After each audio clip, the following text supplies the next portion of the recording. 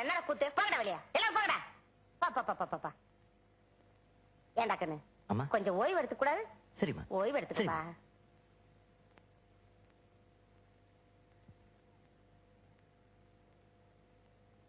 சிஷியா ஒரு பீடி கொடு. ஏய் சின்ன பசங்க பீடி குடிக்கூடாதா?